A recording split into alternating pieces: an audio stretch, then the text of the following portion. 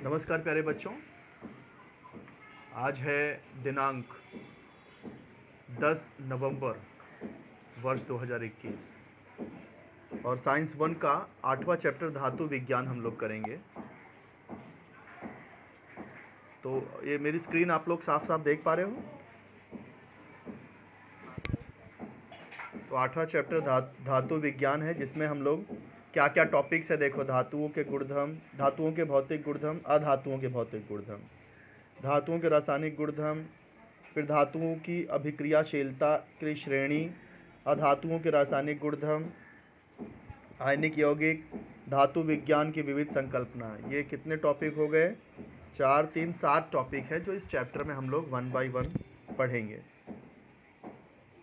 तो धातुओं के भौतिक गुणधर्म पहला टॉपिक यहाँ पर। पहले तो ये जो विचार कीजिए है, देखो ये कैंसिल कर, ये रिड्यूस किया गया है, मतलब इसमें से कोई भी प्रश्न नहीं आएगा परीक्षा में। विचार कीजिए में से। अब इसमें देख लेते हैं एक एक करके। अपने आसपास पाए जाने वाले अनेक पदार्थ किसी न किसी तत्व के रूप में होते हैं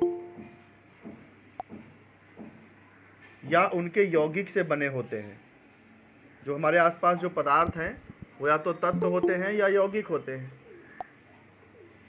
जैसे कि हम लोग जो सांस लेते हैं वो क्या है? ऑक्सीजन है ना। तो ऑक्सीजन क्या है? एक तत्व के रूप में है। ऑक्सीजन एक तत्व है, लेकिन कभी कभी वही यौगिक के रूप में होते हैं। जैसे कि पानी हम पीते हैं तो पानी में भी ऑक्सीजन है, लेकिन वो यौगिक के रूप में है, H2O। तो हमारे आसपास जो पदार्थ होते हैं वो या तो तत्व के रूप में होते हैं या तो यौगिक के रूप में होते हैं। अब तत्वों का जो वर्गीकरण है वो प्रारंभिक काल में उनके रासायनिक और भौतिक गुणधर्म के अनुसार धातु, अधातु और धातु सदृश में किया गया था।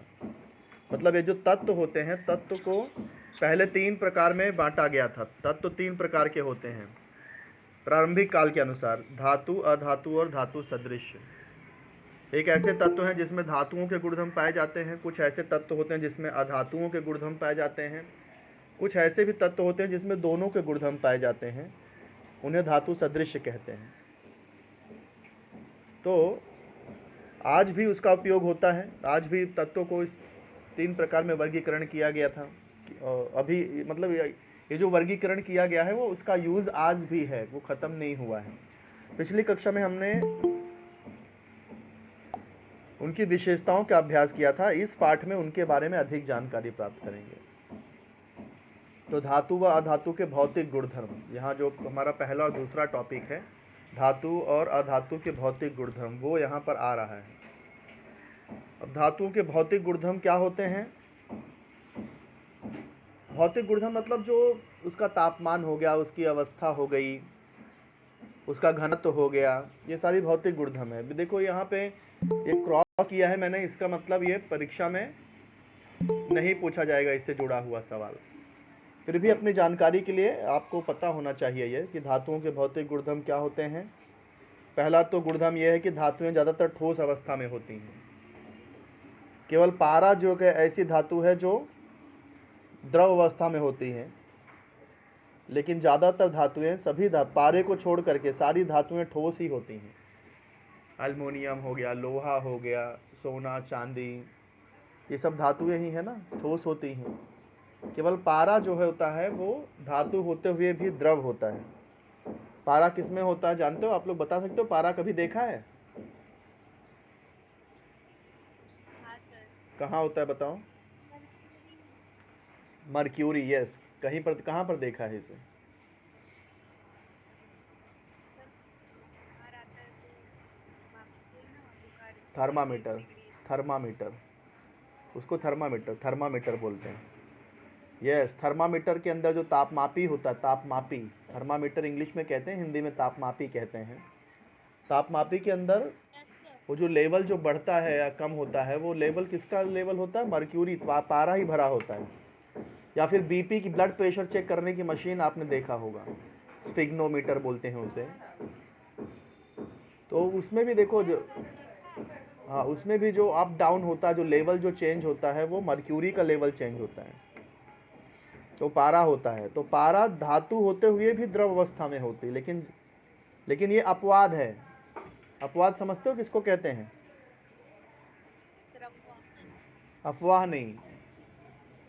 अपवाद मतलब जो नियम के खिलाफ हो। मतलब जैसे कि हम लोग बोलते हैं कि सर अ, गलत बताना। अ, अपवाद मतलब जो मतलब सब मतलब उस सभी लोग उस नियम का पालन करते हो, कोई एकाध अगर वो नियम का पालन नहीं कर रहा है तो उसको हम बोलते हैं ये अपवाद है। जैसे कि हम लोग बोलते हैं, जैसे जैसे हम लोग कहते हैं ना कि मनुष्य के एक सिर होते हैं, है ना, मनुष्य के एक ही सिर होते हैं ना, हाँ। लेकिन कभी कभी दो सिर वाले बच्चे भी पैदा हो जाते हैं। तो वो क्या नियम है, क्या वो सही है क्या? नहीं सर। तो वो अपवाद है, वो अपवाद है। उसके आधार पे हम ये नहीं कह सकते कि बच्चों के दो सिर होते हैं, मनुष्य के दो सिर होते हैं। Yes sir. तो ऐसे ही धातुएं ठोस अवस्था में होती हैं, लेकिन केवल पारा एक अपवाद है, धातु होते हुए भी द्रव अवस्था में होता है। तो पहला गुणधर्म यही हो गया धातुओं का, कि धातुएं ठोस अवस्था में होती है। दूसरा गुणधर्म में धातुओं में चमक होती है, और ये ऑक्सीकरण जब होता है कभी कभी ये चमक कम हो जाती है।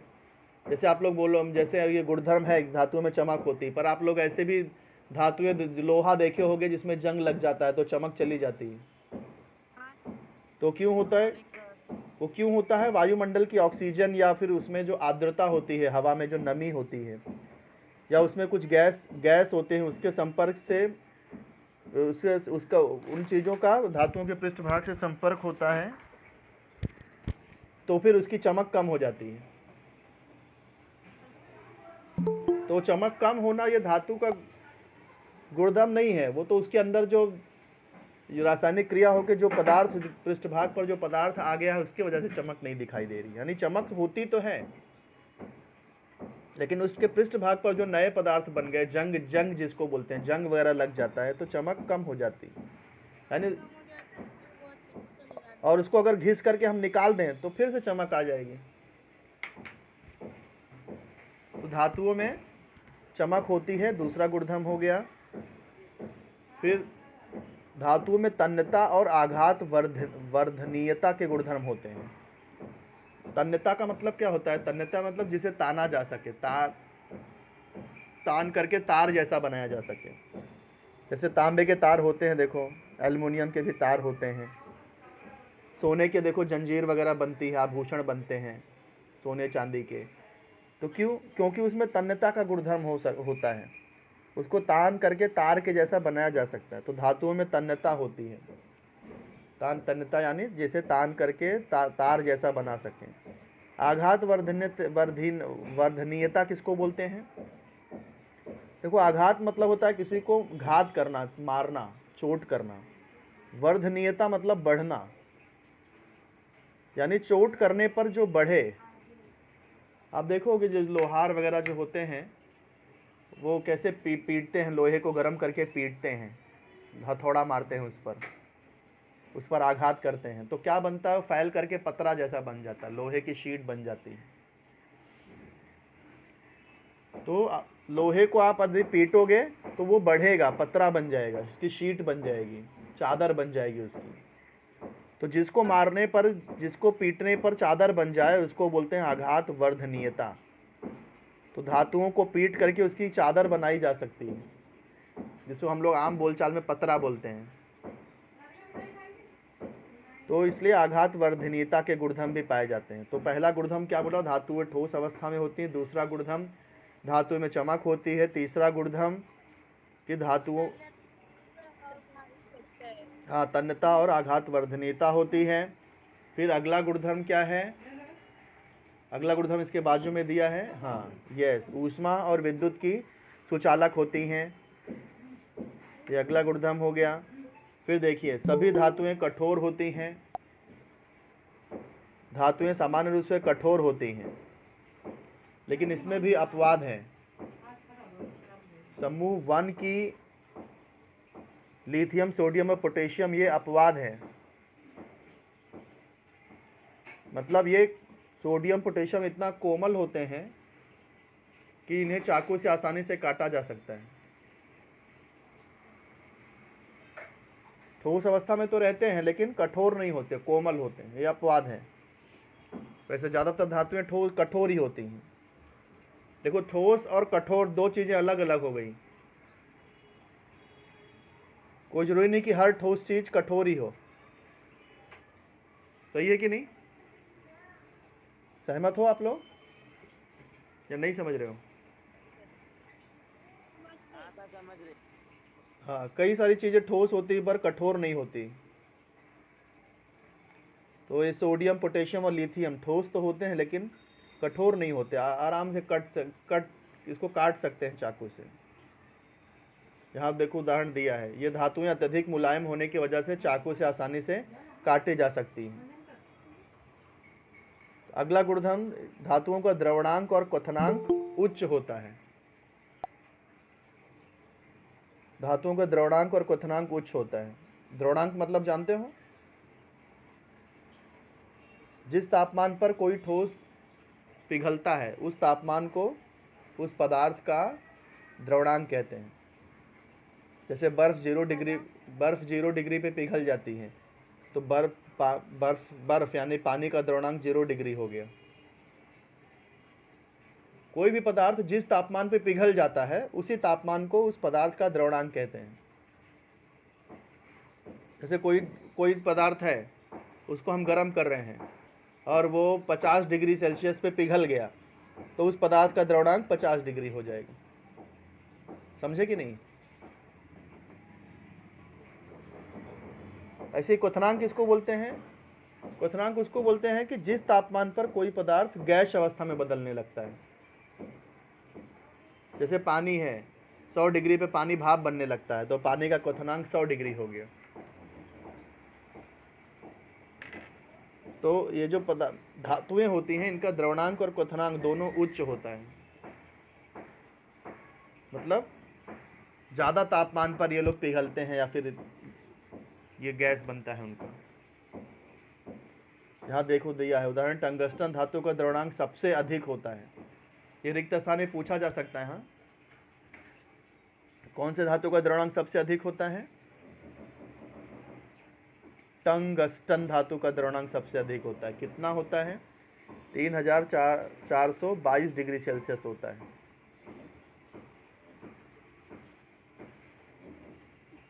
इसीलिए जो विद्युत बल्ब होते हैं ना, विद्युत बल्ब पहले जो इलेक्ट्रिक बल्ब यूज होते थे उसमें टंगस्टन तार ही यूज करते थे।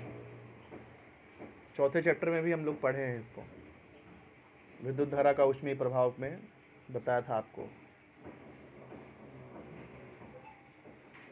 इसके विपरीत सोडियम, पोटेशियम, पारा, गैलियम इन धातुओं के द्रवणांक और क्वथनांक बहुत ही कम होते हैं। तो ये अपवाद हो गया। अधिकतर ज़्यादातर धातुओं के द्रवणांक और क्वथनांक उच्च ही होते हैं और सबसे उच्च किसका द्रवणांक होता है? टंगस्टन का होता है। लेकिन इसमें भी अपवाद दिया हुआ है कि सोडियम, पोटेशियम, पारा, गैलियम इसके द्रवणांक क्वथनांक बहुत कम होते हैं, बहुत कम होते हैं। ये बात समझ में आई आपको? अगला गुणधर्म क्या है? कुछ धातुओं पर आघात करने पर ध्वनि का निर्माण होता है। जैसे मंदिर में देखो, हम लोग जब घंटी बजाते हैं, मंदिर में प्रवेश करते हैं तो कैसे आवाज आती है? आघात करने पर ध्वनि का निर्माण होता है। कोई भी थाली वगैरह ले लो, थाली को आप किसी चम्मच या फिर चम्मच से आप उस पर आघात करिए थाली पर, तो कैसे ध्वनि का निर्माण होता है? तो धातुओं पर आघात करने पर ध्वनि का निर्माण होता है। यानी कि इस गुणधर्म को क्या बोलते हैं? ध्वनिक गुणधर्म होता है। धातुओं में ध्वनिक गुणधर्म होता है। ध्वनिक गुणधर्म मतलब आघात करने पर ध्वनि का निर्माण हो। तो ये सब थे धातुओं के भौतिक गुणधर्म। अब जो है अधातुओं के भौतिक गुणधर्म समझ लेते हैं। ठीक उसका उल्टा, ऊपर का सब जो दिया है उसका उल्टा रहेगा। कुछ अधातुएं ठोस अवस्था में, कुछ गैस अवस्था में होती हैं, लेकिन ब्रोमीन अपवाद है, ये द्रव अवस्था में पाया जाता है। तो अधातुएं ठोस और गैस दोनों अवस्था में होती हैं, केवल ब्रोमीन अपवाद है, ये द्रव अवस्था में होता है। धातु में चमक होती, हमने पढ़ा था, अधातुओं में चमक नहीं होती। लेकिन इसमें भी आयोडीन अपवाद है। इसके जो केलास हैं वो चमकदार होते हैं। धातु हमने देखा ज़्यादातर कठोर होते हैं, लेकिन अधातु कट में कठोरता नहीं पाई जाती। जस्ट उसका उल्टा है, ऊपर जो पढ़ा हमने सब। अधातु में कठोरता नहीं होती, लेकिन हीरा अपवाद है। हीरा अधातु है क्योंकि ये कार्बन का ही अपर रूप है, लेकिन हीरा ये सबसे कठोर प्राकृतिक पदार्थ है। दुनिया का सबसे कठोरतम पदार्थ है हीरा।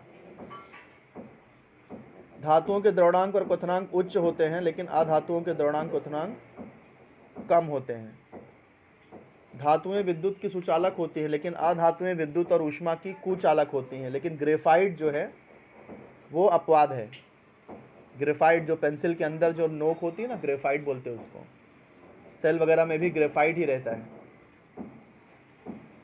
तो ग्रेफाइट अधातु है, लेकिन फिर भी सुचालक होता है। उसको छोड़ के बाकी जितने भी अधातु हैं सब विद्युत की कुचालक होती हैं।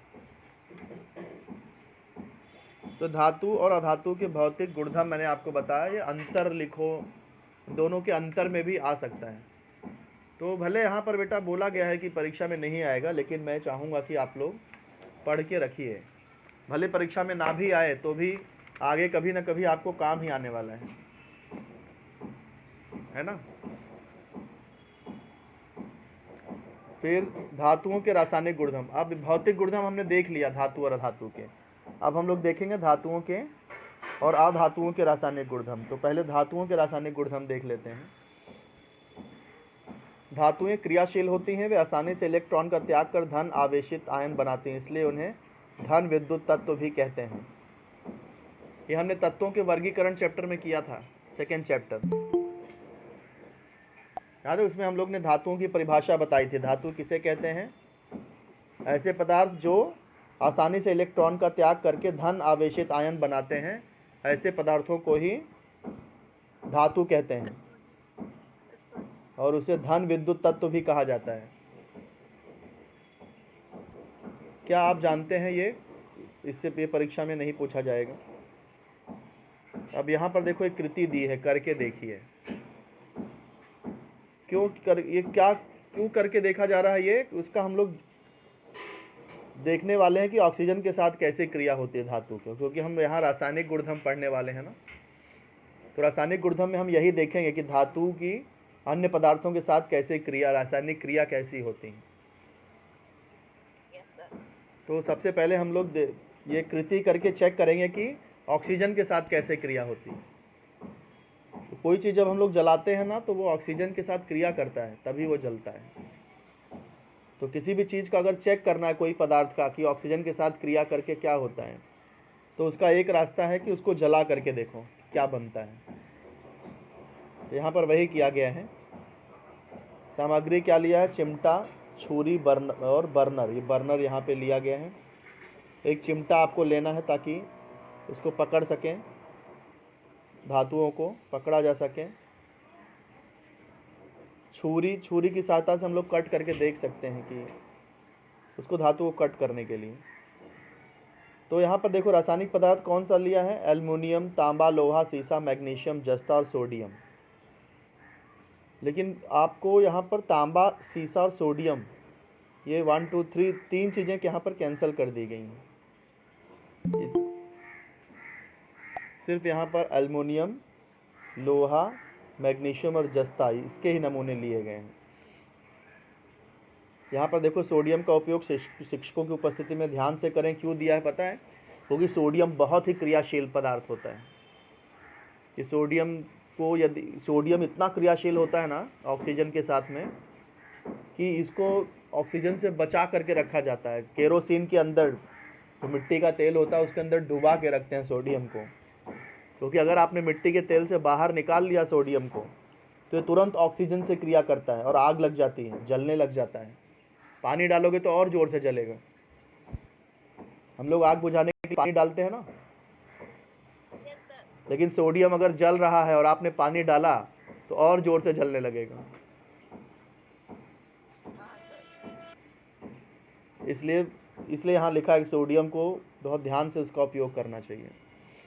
करना क्या, देखो कि प्रत्येक धातु का नमूना चिमटे में पकड़ करके बर्नर की ज्योति पर रखिए, और ये ऑब्जर्वेशन करना है कि कौन सी धातु आसानी से जलती है, जलने पर धातु का पृष्ठभाग कैसा दिखता है। और धातु ज्योति पर जलते समय ज्योति का रंग कौन सा होता है, ये एक्सपेरिमेंट करके ऑब्जर्व करना है। तो ये अभी आपको समझ जाएगा जब हम लोग आगे करते हैं।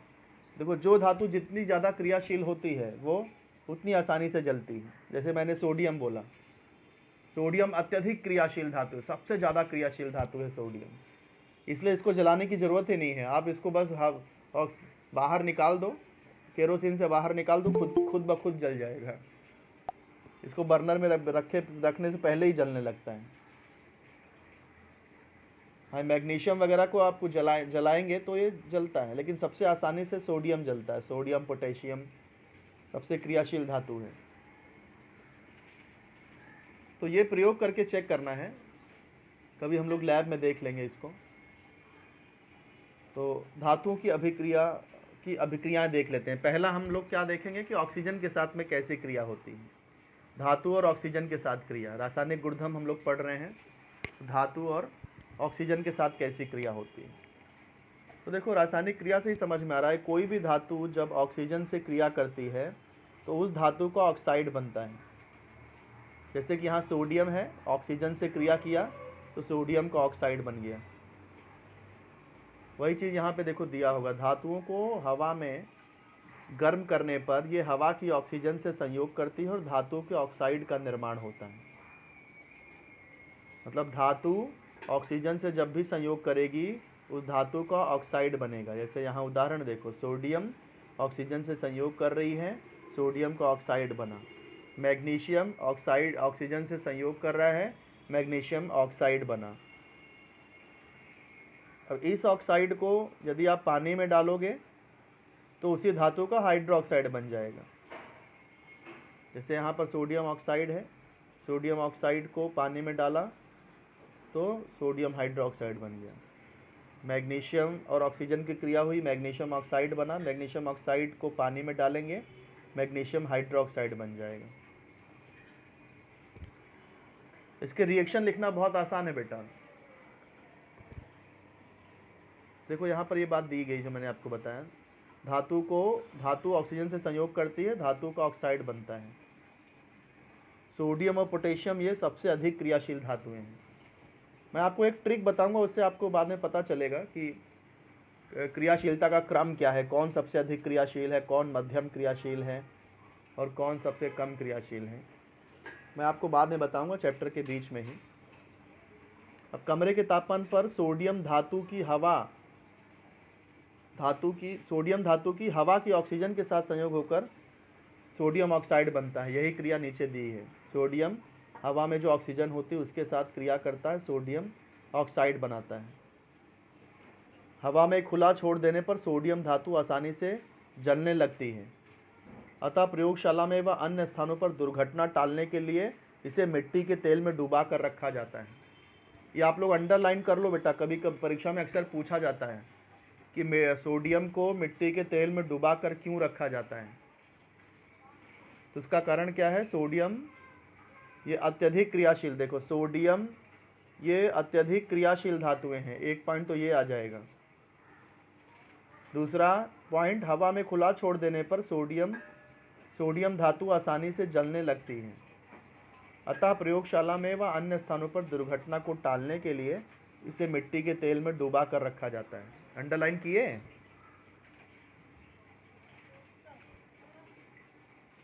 एग्जाम में अक्सर प्रश्न पूछते हैं कि सोडियम को मिट्टी के तेल में क्यों डुबा के रखते हैं। तो ये आंसर में यहाँ पर आप पहला पॉइंट ये लिख देना, सोडियम अत्यधिक क्रियाशील धातु है। दूसरा पॉइंट ये लिख देना कि हवा में खुला छोड़ देने पर सोडियम धातु आसानी से जलने लगती है, इसलिए दुर्घटना को टालने के लिए उसे मिट्टी के तेल में डुबा कर रखा जाता है। ठीक है।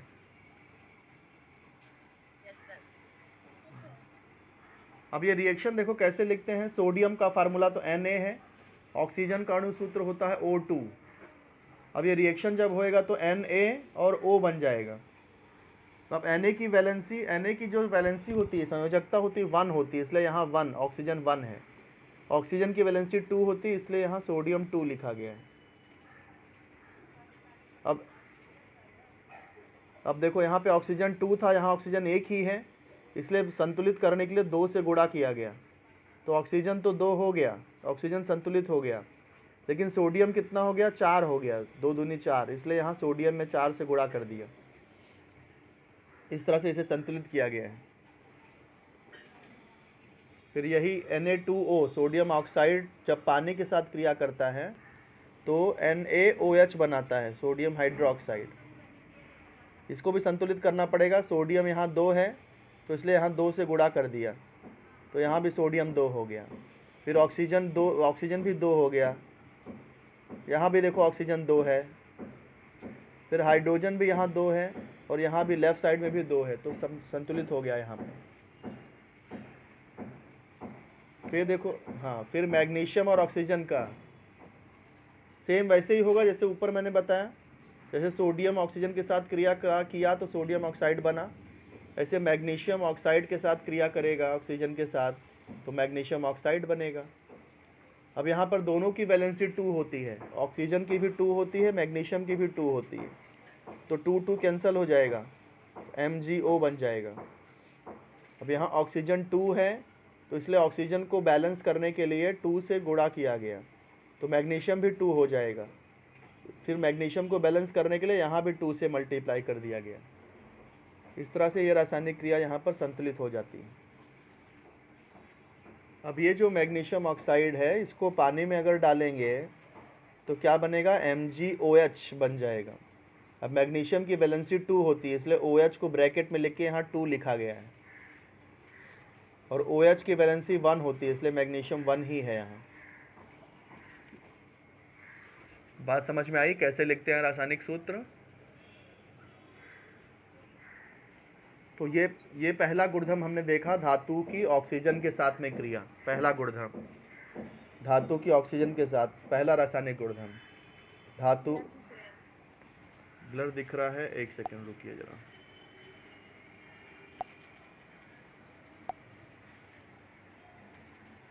अब कुछ ठीक है? अभी भी वही हाल है, सब ब्लर ही दिख रहा है। हाँ, ब्लर दिख रहा है तो एक काम करिए ना बेटा, आप लोग अपनी टेक्स्ट बुक निकाल लीजिए ना,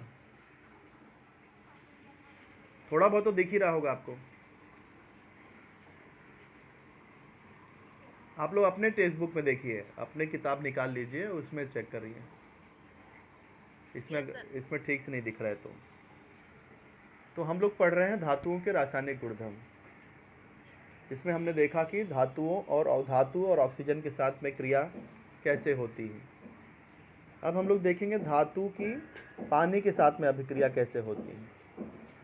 यहाँ पर एक कृति दी गई है, शंक्वाकार प्राप्त पात्र, चिमटा इत्यादि लेना है। रासायनिक पदार्थ में विविध धातु के नमूने लेने हैं, लेकिन इसमें सोडियम मत ले लेना क्योंकि सोडियम बहुत क्रियाशील होती है, दुर्घटना हो सकती है।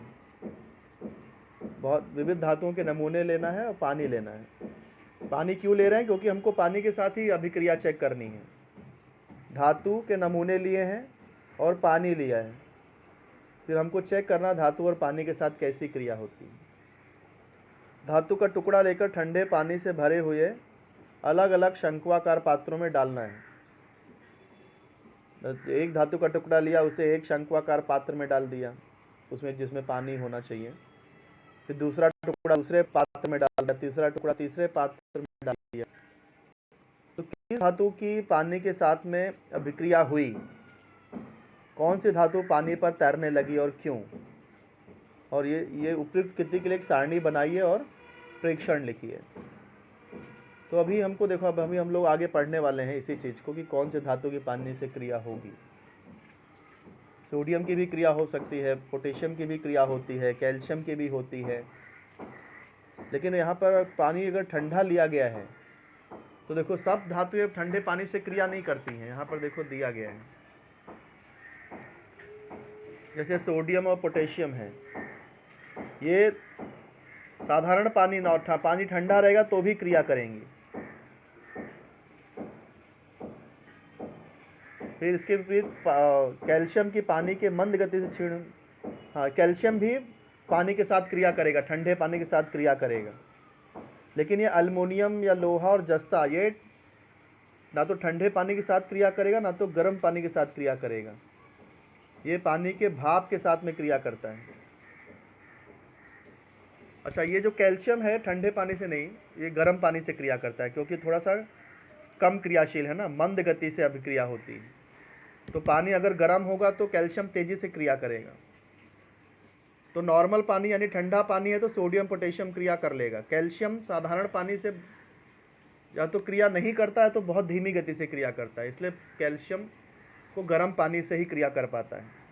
जबकि एल्युमिनियम और लोहा और जिंक, जस्ता, ये बहुत कम क्रियाशील होते हैं, इसलिए ये ना तो ठंडे पानी से क्रिया कर पाते हैं ना गर्म पानी से कर पाते हैं, बल्कि पानी के भाप से क्रिया करते हैं, क्योंकि पानी के भाप का तापमान गर्म पानी से भी ज़्यादा होता है।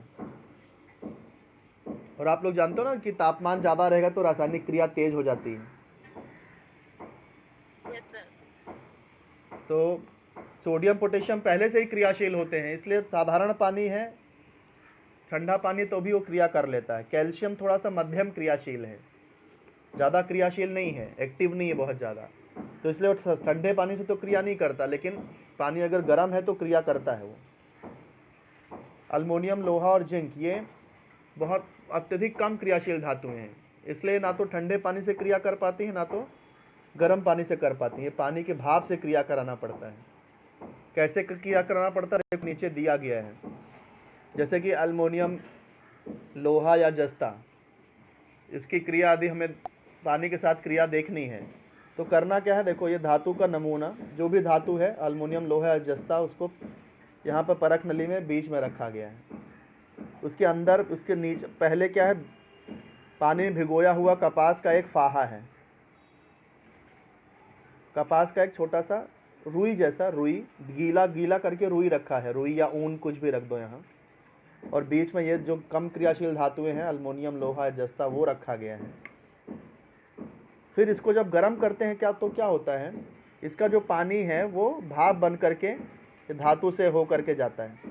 जब पानी की भाप इस धातु से होके जाती है तो फिर रासायनिक क्रिया होती है। रासायनिक क्रिया होती है तो देखो क्या बनता है, हाइड्रोजन गैस बनती है। ऊपर देखो लिखा है रासायनिक क्रिया में, ये हाइड्रोजन गैस, ये छोटी पाइप जो दिख रही है ना, निकास नली बोलते हैं इसको, इस निकास नली से होके ये परख नली में जाती है, ऊपर जमा होते जाती है। यहाँ पे परख नली को पानी में क्यों रखा गया है, क्योंकि जब गैस यहाँ पर जाएगी, हाइड्रोजन गैस, तो यहाँ पे पानी के बुलबुले दिखाई देंगे, तो अपने को पता चलेगा, जब तक ये बुलबुला दिखाई देगा तब तक हाइड्रोजन गैस निकल रही है, अपने को पता चलेगा। अगर ये बुलबुला बनना बंद हो गया मतलब हाइड्रोजन गैस निकलनी बंद हो गई, रासायनिक क्रिया बन चुकी है, वो ख़त्म हो चुकी है। तो बुलबुले से अपने को पानी रखने से क्या पता चलता है, बुलबुले दिखाई देते हैं और उससे पता चलता है कि गैस अभी बन रही है। और टेस्ट ट्यूब ऊपर क्यों रखा गया है, परख नली को उल्टा क्यों रखा है, सॉरी उल्टा क्यों रखा है, क्योंकि हाइड्रोजन गैस हल्की होती है, इसलिए ऊपर जा कर के जमा होती है, इसलिए यहाँ पे परख नली को उल्टा रखा गया है। तो ये जो यहाँ पे प्रश्न पूछा था ना कि किस धातु का पानी के साथ क्रिया होती है, तो सोडियम, पोटेशियम, कैल्शियम, इसका पानी के साथ क्रिया होती है। कौन सी धातु पानी पर तैरने लगती है, तो कैल्शियम और मैग्नीशियम। कैल्शियम और मैग्नीशियम ऐसी धातुएं हैं जो पानी पर तैरने लगती हैं, समझे। इसका आंसर लिख लीजिए, मैं आपको आंसर बता रहा हूँ। पहला क्वेश्चन क्या पूछा है, किस धातु की पानी के साथ क्रिया हुई, तो सोडियम, पोटेशियम, कैल्शियम, इसकी पानी के साथ में क्रिया होगी। और सॉरी, लेकिन कैल्शियम मत लिखना क्योंकि ये ठंडा पानी यहाँ लिखा हुआ है ना। कैल्शियम एक्चुअली ठंडे पानी से क्रिया करता है लेकिन बहुत स्लो करता है, लिख सकते हो चलेगा, क्रिया होगी लेकिन बहुत धीमी होगी अगर पानी ठंडा है तो। आप लोग सुन रहे हो कि नहीं मैं जो बोल रहा हूँ? हाँ, तो लिख रहे हो ना, पेंसिल से लिख लीजिए। धातु की पानी के साथ क्रिया, सोडियम, सोडियम का सूत्र भी लिख सकते हो Na, पोटेशियम यानी कि K, कैल्शियम यानी कि Ca।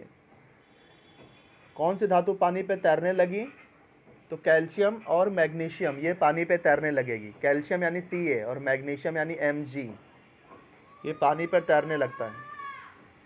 क्यों तैरने लगता है अभी हम लोग पढ़ेंगे थोड़ी देर में। तो अब इस रिएक्शन की तरफ आज देख लेते हैं जरा। सोडियम, यहाँ पे रिएक्शन लिखा है लेकिन प्रयोगशाला में इसे करने के लिए मना किया गया है क्योंकि दुर्घटना हो सकती है सोडियम के साथ। सोडियम बहुत क्रियाशील है। तो सोडियम पानी के साथ जब क्रिया करता है तो क्या बनता है, NaOH बनता है और प्लस हाइड्रोजन गैस बनती है और प्लस ऊष्मा का निर्माण होता है। अब आपको बताऊं कि जलने क्यों लगता है, सोडियम क्यों जलता है। तो देखो रिएक्शन से ही पता चल रहा है। सोडियम को पानी में डालते ही देख रहे हो हाइड्रोजन गैस बनती है और बहुत ज़्यादा ऊष्मा का निर्माण होता है। तो ये ऊष्मा इतनी ज़्यादा होती है कि हाइड्रोजन गैस जलने लग जाती है। अच्छा, एग्ज़ाम में यहाँ पर साइड में लिखा है नो रिएक्शंस, मतलब रिएक्शंस नहीं पढ़ने हैं आपको। फिर भी समझने के लिए ये आपको हेल्प करेगा। जैसे परीक्षा में अगर पूछा कि सोडियम को पानी के साथ क्रिया करते जलने क्यों लगता है, या सोडियम ऑक्सीजन के साथ या पानी के साथ क्रिया करके क्यों जलने लगता है, तो इसका उत्तर क्या होगा, सोडियम पानी या ऑक्सीजन के साथ जब क्रिया करता है तो हाइड्रोजन गैस बनती है और अत्यधिक मात्रा में ऊष्मा का निर्माण होता है। हाइड्रोजन गैस ज्वलनशील होती है, इसलिए वह ऊष्मा के कारण जल उठता है और इसलिए आग लग जाती है। समझे सोडियम में आग क्यों लग जाती है। सोडियम को आप खुला रखोगे हवा में तो आग क्यों लग जाती है, पानी में डालोगे तो भी आग लग जाती है। क्यों लग जाती है समझे, या फिर समझाऊं। अरे बेटा कुछ रिप्लाई करो, फिर से बोलूं। देखो सोडियम पानी या फिर ऑक्सीजन के साथ जब क्रिया करता है तो हाइड्रोजन गैस बनती है और अत्यधिक मात्रा में ऊष्मा का निर्माण होता है। हाइड्रोजन गैस ज्वलनशील होती है, इसलिए वह अत्यधिक ऊष्मा के कारण जल उठता है।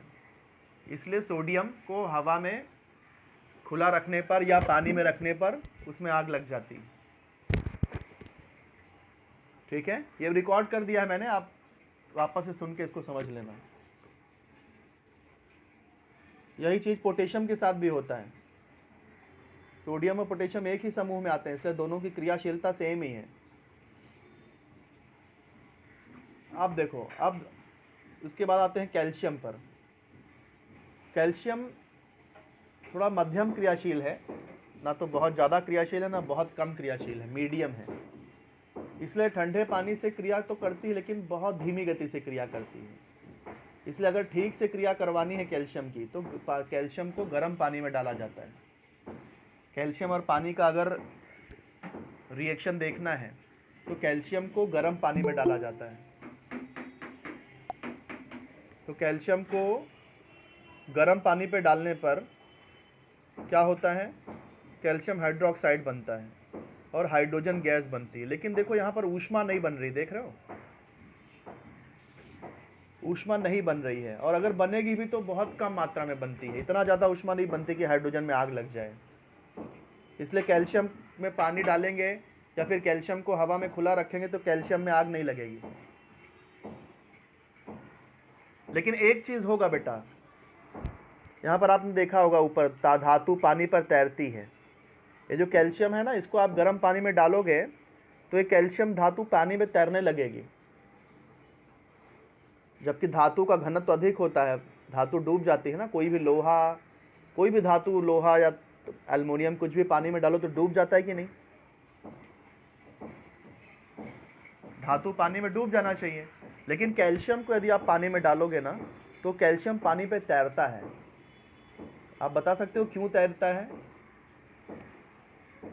धातु तो भारी होता है, घनत्व तो ज़्यादा होता है, डूब जाना चाहिए। तो फिर ये कैल्शियम तैरता क्यों है, बता सकते हो।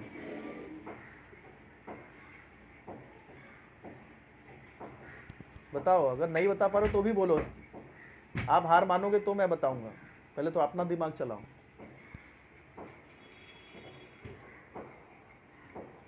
नहीं पता चल रहा है?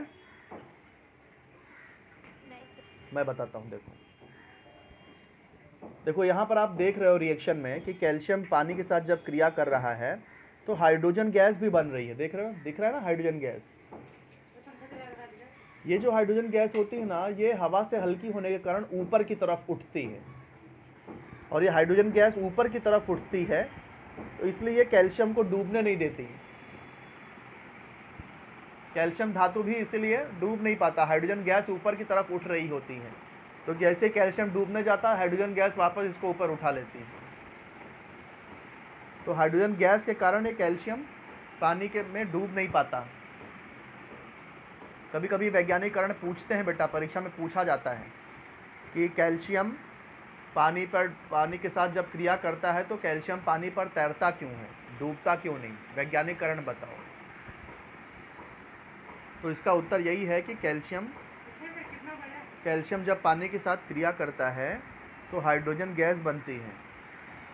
ये हाइड्रोजन गैस हवा से हल्की होने के कारण ऊपर की तरफ उठती है, और ये कैल्शियम धातु को इसलिए पानी में डूबने नहीं देती, इसलिए कैल्शियम पानी के साथ जब क्रिया करता है तो डूबता नहीं है। समझ गए? हाँ। फिर देखो, ये मध्यम क्रियाशील कैल्शियम हो गया। अब अत्यधिक कम क्रियाशील धातु जो है एल्युमिनियम, आयरन और जिंक। आयरन को Fe क्यों लिखते हैं पता है? क्योंकि आयरन लोहे को ना, लोहे का जो लैटिन नाम है वो फेरस होता है, फेरस, इसलिए लोहे को Fe लिखा जाता है।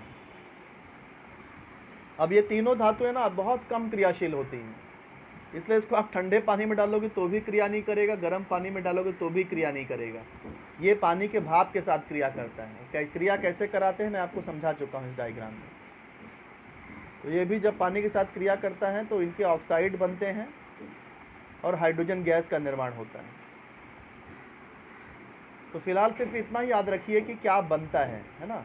धातु जब भी पानी के साथ क्रिया करेगी तो क्या बनेगा, उसका हाइड्रोक्साइड बनेगा और हाइड्रोजन गैस बनेगी और ऊष्मा का निर्माण होता है। इतना याद रखिए। Yes sir. हाँ, तो ये था इसका। तो सबसे पहले हमने देखा धातु का और ऑक्सीजन की रासायनिक क्रिया, फिर हमने देखा धातु और पानी की रासायनिक क्रिया। अब हम लोग देखेंगे धातु की अम्ल के साथ में रासायनिक अभिक्रिया, धातु और अम्ल के बीच में क्रिया। बेटा और कोई लेक्चर तो नहीं है ना आपका अभी? ओके। तो एल्युमिनियम, मैग्नीशियम, लोहा, जस्ता, इनके जो नमूने हैं उनको तनु सल्फ्यूरिक अम्ल या हाइड्रोक्लोरिक अम्ल के साथ अभिक्रिया होने पर धातु के सल्फेट या क्लोराइड लवण प्राप्त होते हैं। लवण किसको बोलते हैं बेटा? जैसे कोई भी चीज धातु के साथ सल्फेट या क्लोराइड है तो धातु का लवण हो गया। लवण देखो, सल्फेट या क्लोराइड, जैसे हम लोग नमक खाते हैं ना, सोडियम क्लोराइड, तो धातु के साथ में क्लोराइड या सल्फेट है तो उसको लवण बोलते हैं। समझ में आ रहा है? तो कोई भी धातु जब अम्ल के साथ में क्रिया करती है तो उस धातु का लवण बनता है। अगर वो HCl हाइड्रोक्लोरिक एसिड के साथ क्रिया कर रही है तो उस धातु और क्लोराइड लवण बनेगा। अगर वो H2SO4 यानी सल्फ्यूरिक अम्ल के साथ में क्रिया कर रही है तो सल्फेट के लवण बनेंगे।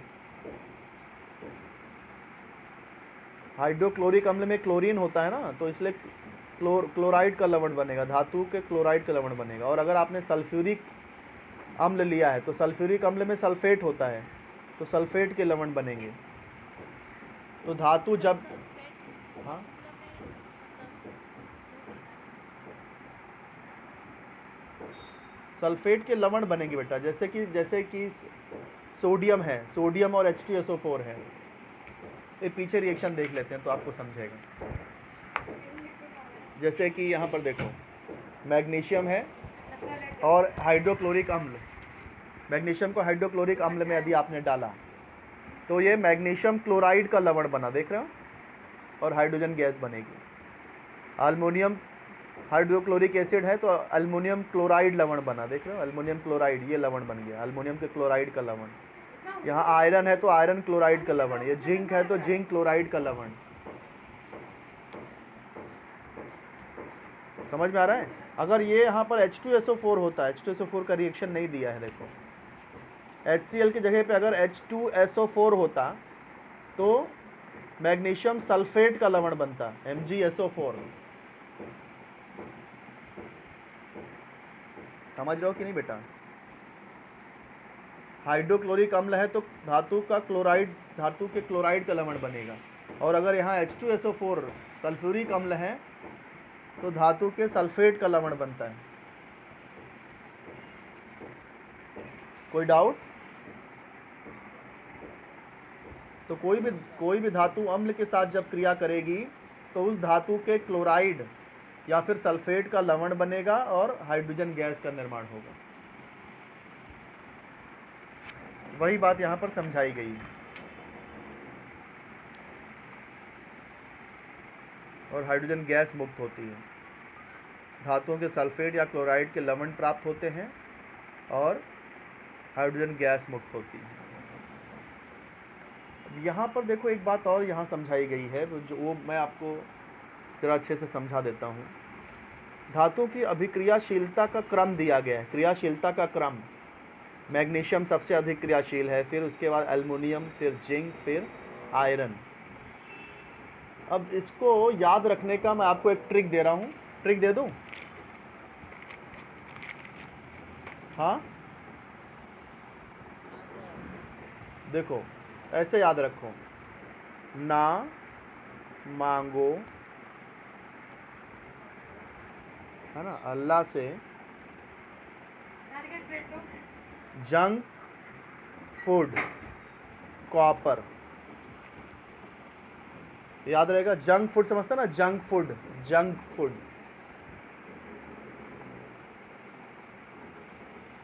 जंक सुना रहेगा आपने, जंक फूड, हाँ सर। Junk food. ना मांगो अल्लाह से जंक फूड और कॉपर। सर इसमें नहीं दिख रहा।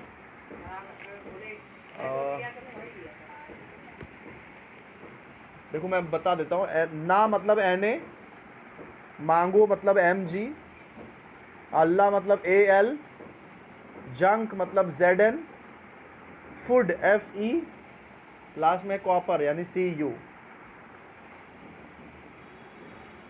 यहाँ क्रम क्या है? सोडियम सबसे अधिक क्रियाशील है, उसके बाद मैग्नीशियम है, फिर इस तरह से श्रेणी क्रम, जो क्रम का निशान लगा दो। थोड़ा सा मैं कैमरे के नज़दीक लाता हूँ तो दिखेगा आपको।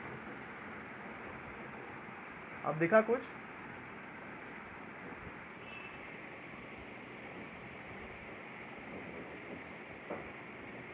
एक सेकेंड, दिखा दो। रुको रुको रुको, जो दिखेगा रुको। अब दिखा? नहीं सर। ना Na, ना मांगो Mg, अल्लाह Al, junk Zn, junk food Fe। ये क्रम बेटा याद रखो इसको, ये कई जगह पे पूछा जा सकता है, ये आपको MCQ में भी पूछा जा सकता है ये। हाँ,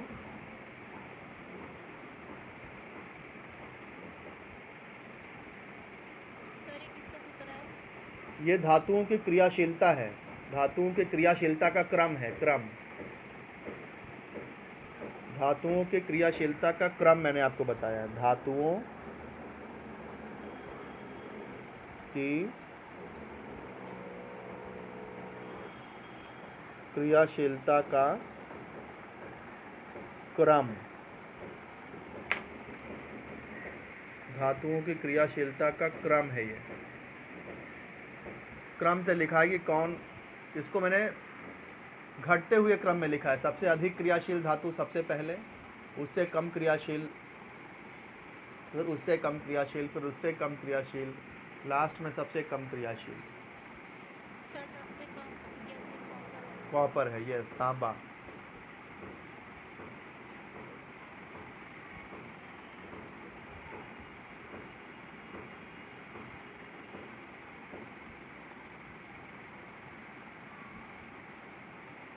बात समझ में आई?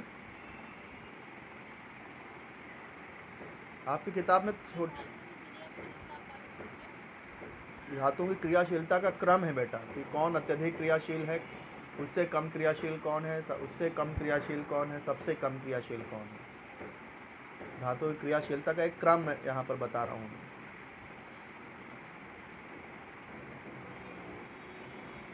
समझे?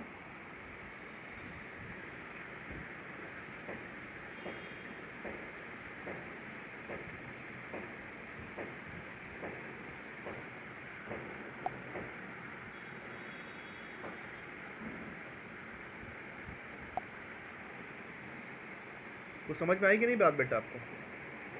ये क्रम याद रखना है आपको, ये याद रखना है, कई जगह पे पूछा जाता है। आपकी किताब में तो छोटा सा ही दिया है, खाली मैग्नीशियम से Fe तक ही दिया है, लेकिन मैंने आपको एक और ऐड कर दिया है, दो नाम और ऐड करके बता दिए।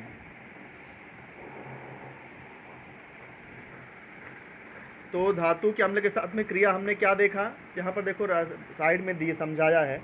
स्टैंड है, यहाँ परख नली है, परख नली में देखो नीचे जस्ते के टुकड़े लिए हैं, जस्ता, जिंक, जस्ता मतलब जिंक। पेज नंबर 95 में जो आकृति बनी है वो मैं समझा रहा हूँ आपको। परख नली में नीचे देखो जस्ते के कण हैं, फिर इसमें परख नली में तनु HCl डाला गया है, तो दोनों के बीच क्रिया होगी तो क्या होगा, हाइड्रोजन गैस बनेगी। हाइड्रोजन गैस देखो यहाँ निकास नली से बाहर आ रही है। हाइड्रोजन गैस देखो, पानी के बुलबुले दिख रहे हैं, मतलब हाइड्रोजन गैस बाहर निकल रही है। इसको परख नली में, परख नली को उल्टा करके, जैसे ऊपर हमने देखा था ना, ये परख नली उल्टा करके हम रखेंगे तो हाइड्रोजन गैस को ऊपर इकट्ठा कर सकते हैं। अब अगर आपको जांच करनी है कि जो गैस है वो हाइड्रोजन गैस है या कोई और गैस है, तो क्या करो, जलती हुई कोई मोमबत्ती लेकर के जाओ। परख नली के मुंह के सामने जलती हुई मोमबत्ती ले जाते हैं तो एक छोटी सी आवाज़ आती है, छोटा सा विस्फोट होता है, फट जैसे आवाज़ आती है, छोटा सा विस्फोट होगा तो पता चल जाता है कि वहाँ पर हाइड्रोजन गैस ही बनी है।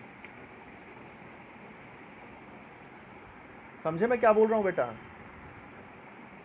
हाइड्रोजन गैस ज्वलनशील होती है ना, उसके पास जलती हुई मोमबत्ती ले जाते हैं तो फट करके आवाज़ आती है, फट आवाज़ के साथ वो गैस जलने लगती है, इसका मतलब वो हाइड्रोजन गैस है। हाइड्रोजन को चेक करने का एक तरीका है।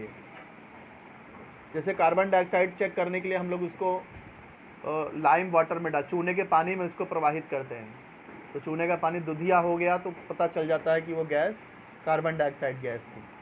ऐसे हाइड्रोजन गैस अगर चेक करना है तो उसके पास जो कोई जलती हुई मोमबत्ती या जलती हुई तीली ले के जाओ तो फट आवाज़ आती है और जलने लगती है, तो हाइड्रोजन गैस होती है। तो धातु की जब भी अम्ल के साथ में क्रिया होगी तो क्या बनेगा, धातु का लवण बनेगा और हाइड्रोजन गैस बनेगी।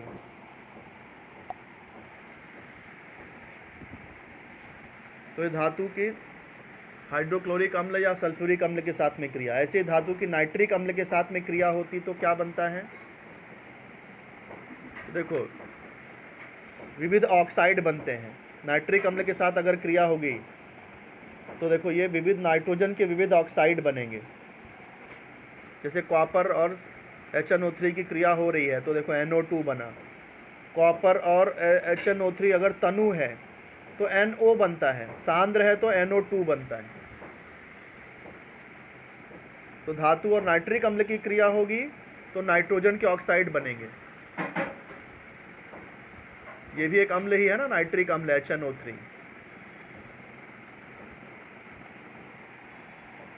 फिर देखो लास्ट गुणधर्म, लास्ट रासायनिक गुणधर्म है धातु लवण के विलयन के साथ क्रिया। ये हम लोग कर चुके हैं इसके पहले, जो हम लोग कौन सा चैप्टर था वो, हाँ ये चैप्टर नंबर 3 में हम लोग कर चुके हैं ये। इसमें मैंने आपको ये कृति में देखो ये मैंने समझाया था कि जैसे कि लोहा, देखो पेज नंबर 38 पे हम लोग ये पढ़ चुके हैं। लोहा कॉपर सल्फेट, यानी धातु का लवण है, ये कॉपर सल्फेट धातु का लवण है। तो विस्थापन अभिक्रिया आया था, किए थे हम लोग विस्थापन अभिक्रिया, उसमें अत्यधिक क्रियाशील धातु कम क्रियाशील धातु को विस्थापित कर देती है।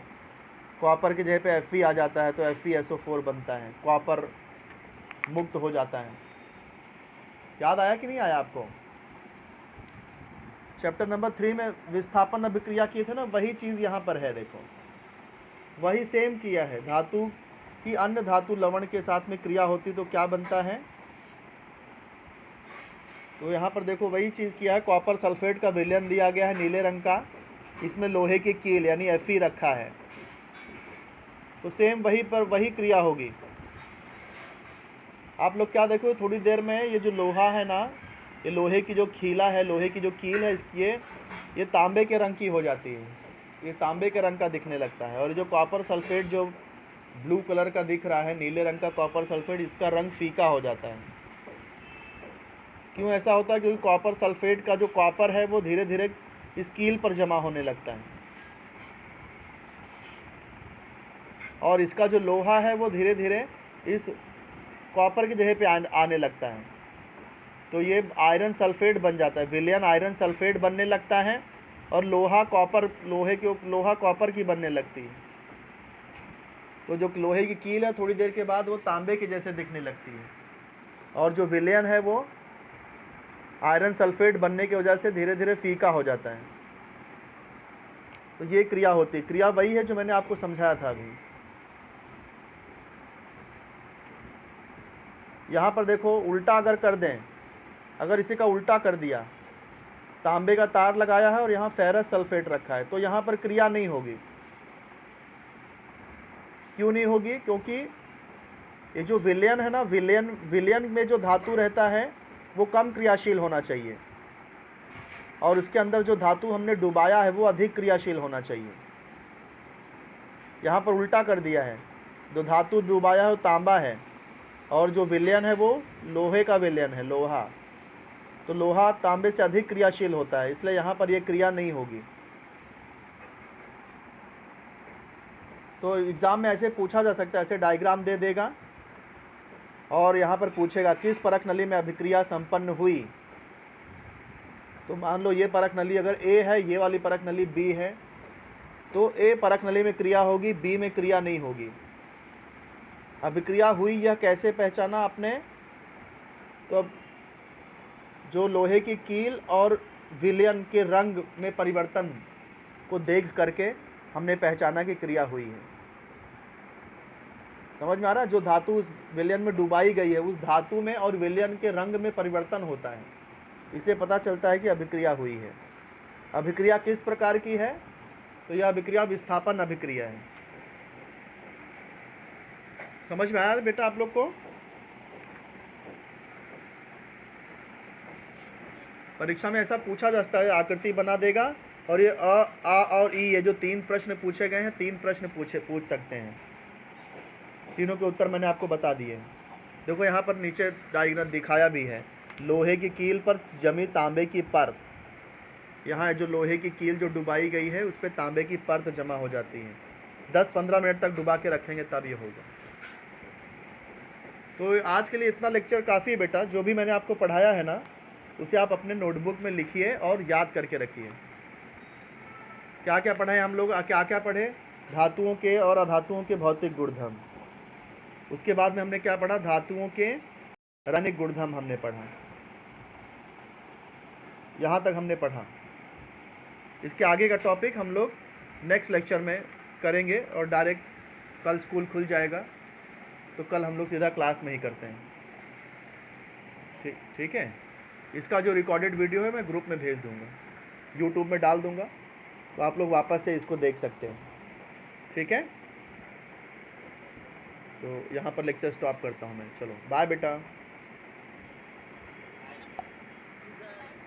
बाय बेटा, बाय बाय बेटा, बाय।